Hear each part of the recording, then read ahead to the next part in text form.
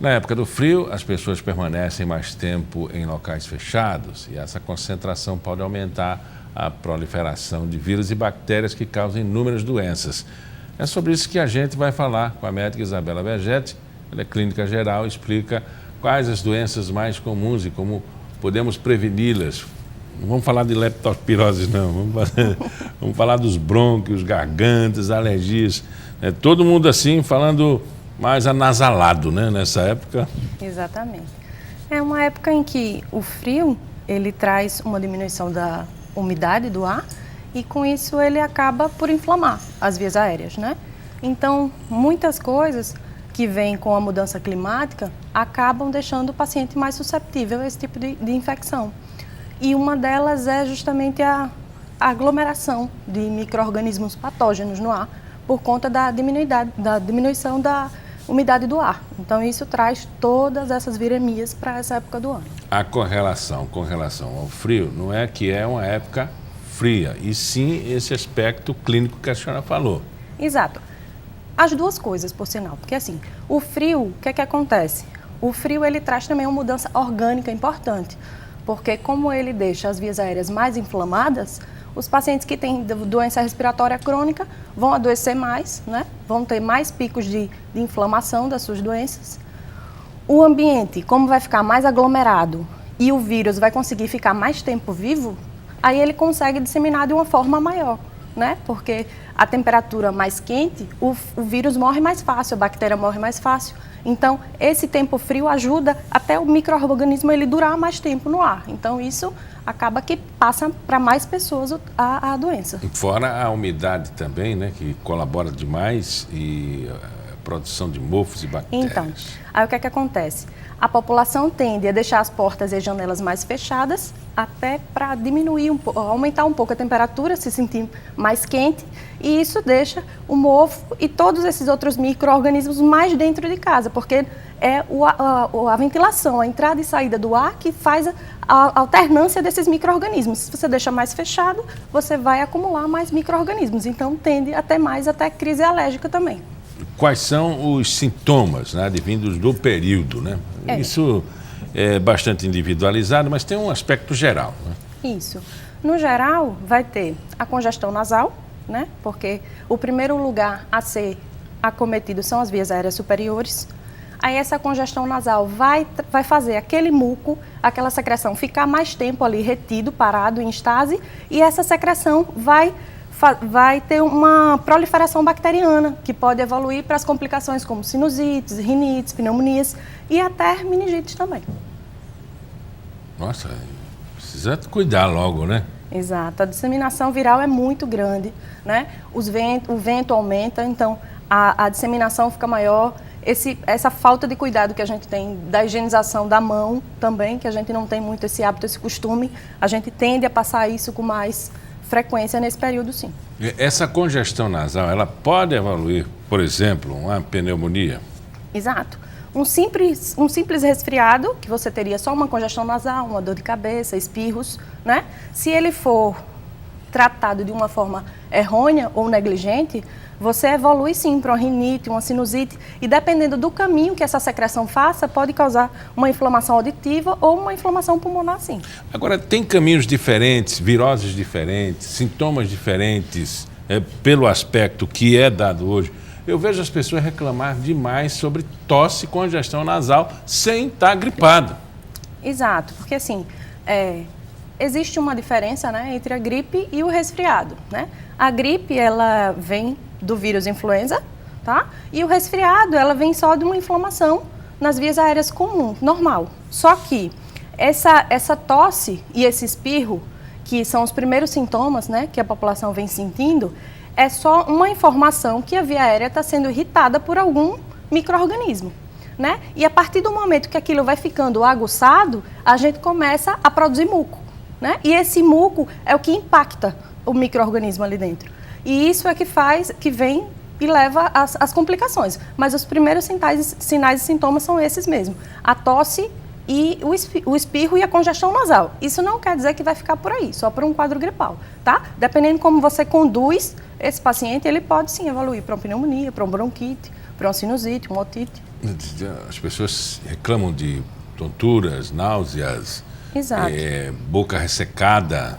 A congestão nasal, ela traz isso, né? Se você não respira normal, se você não consegue levar o oxigênio normal aos pulmões, você vai ter consequências. Essa tontura, porque essa dificuldade de você oxigenar seu pulmão, seu cérebro, seu organismo, essa questão de você dormir com a boca aberta porque o seu nariz está congestionado e você não consegue trazer o ar normalmente pela via aérea superior, você vai, deglute muito ar também e deixa toda a via aérea ressecada porque você só inala e absorve aquele ar pela boca. Então isso já traz outros sinais e sintomas que são consequentes dos resfriados e das gripes. As doenças estão se modificando ou as pessoas não sentiam daquela forma o sintoma da doença, dada a evolução também do organismo? Acho que as duas coisas. Os micro-organismos, eles vêm com essa mutação, né? Vêm sendo mutados, cada mutação vem trazendo uma carga diferente, vai dando sintomas mais fortes, mas assim, as pessoas estão com hábitos de vida diferente, né? Muito consumo de oxidantes, consumo de muitos alimentos industrializados, isso tudo deixa o organismo mais suscetível à doença, baixa a imunidade, deixa a pessoa menos protegida. Né? Um consumo diminuído de vitaminas, né? Porque a vitamina C nesse período é um fator primordial, porque deixa a sua imunidade lá em cima e você tende a não adoecer. Mas como o consumo de vitaminas, hoje de alimentos naturais, como frutas e verduras, está um pouco diminuído, porque a população opta sempre pelo mais fácil, você termina que adoece mais fácil. As crianças se recuperam mais fácil? Olha, depende da criança. Se for uma criança que tem todo esse cuidado de uma mãe, de uma nova geração agora de alimentos mais saudáveis, né? Ela tende, sim, a se recuperar um pouco mais rápido, como também tende a adoecer mais fácil, né? Crianças e idosos são a faixa etária que tem uma imunidade mais comprometida, que tende a adoecer mais fácil, mas também tem um metabolismo mais rápido e tende a recuperar mais fácil também. Funciona lambedor, cachecol no pescoço, um agasalho mais forte nas noites frias? Isso. A forma mais simples hoje, mais eficaz, é sim o aquecimento, né? Um casaquinho, um cachecol, tudo isso ajuda a manter a temperatura corporal e isso deixa o seu organismo menos susceptível a adoecer. É uma forma simples que a gente tem de prevenir, sim. Mas os lambedores hoje em dia também são, assim, dependendo do que se mistura naquele lambedor, é sim essencial, porque a gente precisa deixar essa secreção mais fluida para a gente poder expectorar. No caso dos banhos, né, as temperaturas estão baixas, né? E os banhos devem acompanhar a temperatura ambiente, os banhos quentes e longos ou banhos frios e rápidos? Essa questão do banho também é uma coisa que a população costuma errar. O que é que acontece? Como o tempo está mais frio, muita gente tende a tomar mais banho quente. E aquele banho quente mais prolongado, que é para se sentir mais aquecido naquele período. Só que o excesso de banho quente, principalmente com o uso excessivo do sabonete, porque a cada vez que você vai ao banho você usa sabonete, você tira uma proteção dérmica.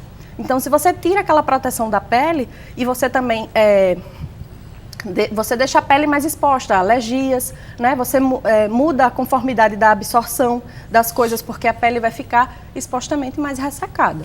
E o tratamento? Primeiro, houve uma congestão nasal, está evoluindo, o que se deve fazer? Olha, o tratamento vai ser específico para cada quadro, só que, geralmente, o que se usa são descongestionantes nasais, tá? Que a gente chama de broncodilatadores, que são medicações que abrem um pouco os brônquios para facilitar a passagem do ar, tá?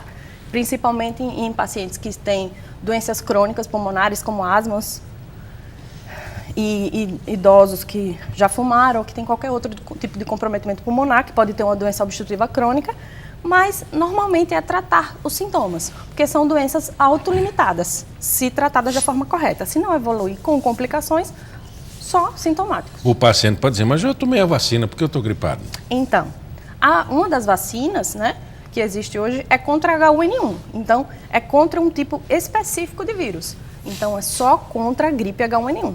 Também temos outra vacina que é contra o influenza. Só que são algumas cepas do vírus, tá? Às vezes você é acometido por um tipo de vírus que não estava dentro daquela cepa vacinal. Descongestionantes e às vezes aquele de uso tópico. Funciona? É contraindicado?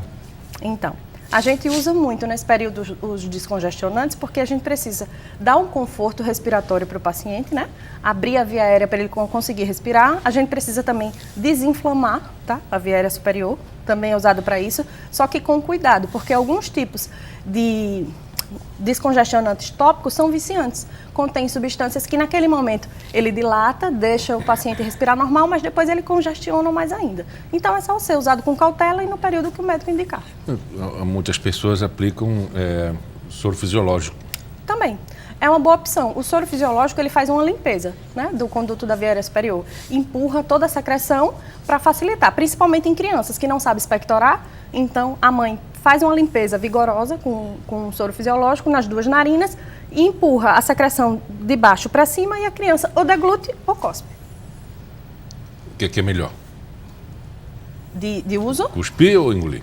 Não, para a criança é melhor cuspir, só que assim, dependendo da pressão, se a mãe for bem orientada pelo pediatra, quando ela faz a pressão com o soro fisiológico, ela consegue só passar a secreção de uma narina para outra e já sai pela narina mesmo.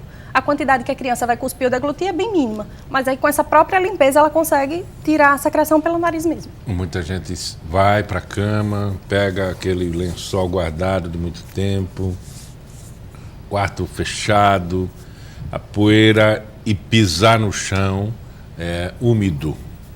Isso é contraindicado em qualquer tratamento? Isso é contraindicado, sim. É aquela época do ano que a gente vem tirar aquele casaco que a gente não usava, aquele lençol que aquece mais que a gente não usava. Isso, na verdade, tem que ser feito antes de chegar o tempo frio. Enquanto ainda há um ventinho, ainda há sol, você colocar para liberar aqueles fungos e aqueles ácaros que estão para você poder utilizar, né? Isso para ser feito dessa forma. Conversamos com a Clínica Geral, Isabela Vergeto. Muito obrigado pela entrevista. Obrigada. O Pauta Especial fica por aqui. Voltamos amanhã às 11h30 ao vivo, com reprise às 4h30 da tarde. Até lá.